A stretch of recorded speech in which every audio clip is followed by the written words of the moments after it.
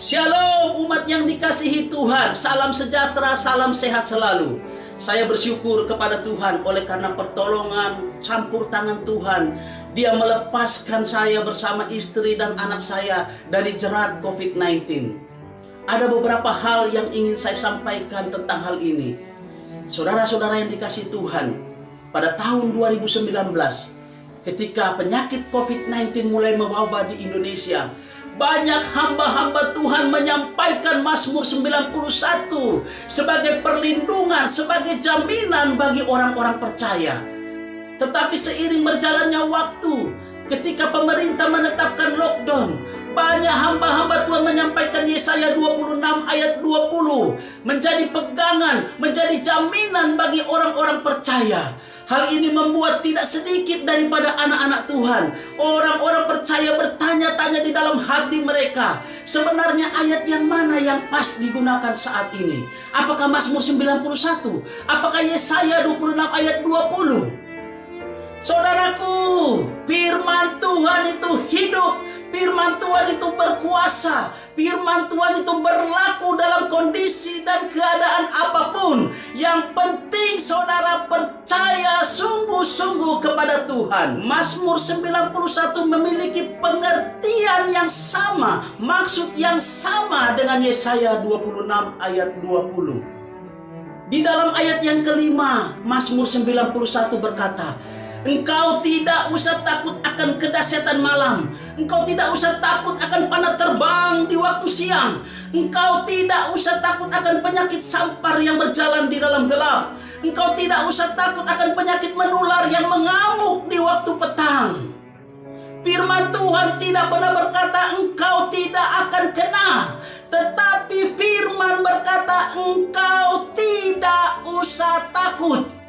Sebab sama halnya pada zaman Nuh, ketika air bah menutupi seluruh bumi.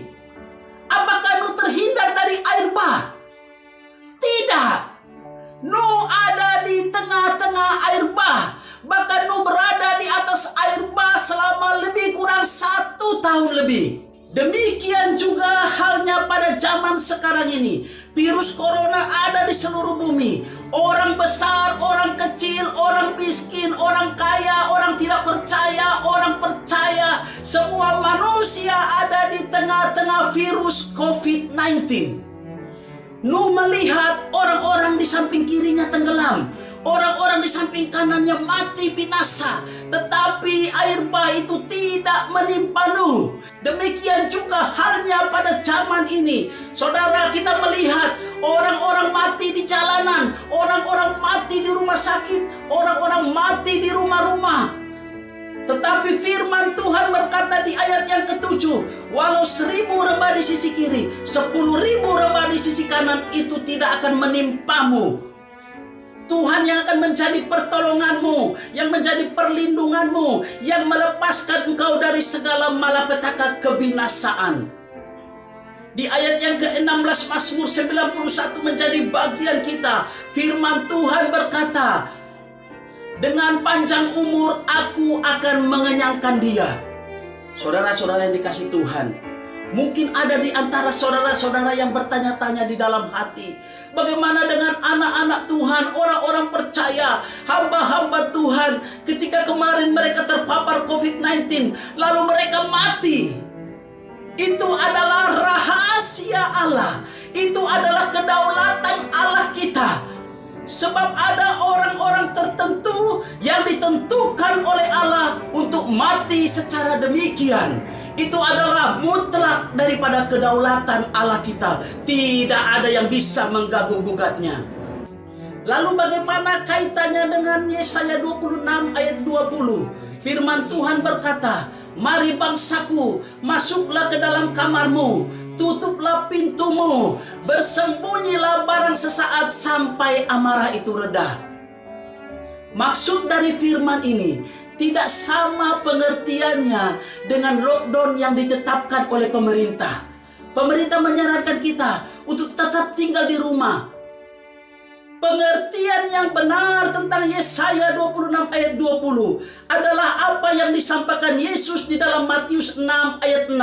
Firman Tuhan berkata, Jikalau engkau mau berdoa, masuklah ke dalam kamarmu, tutuplah pintumu, dan berdoalah kepada Bapamu di tempat yang tersembunyi.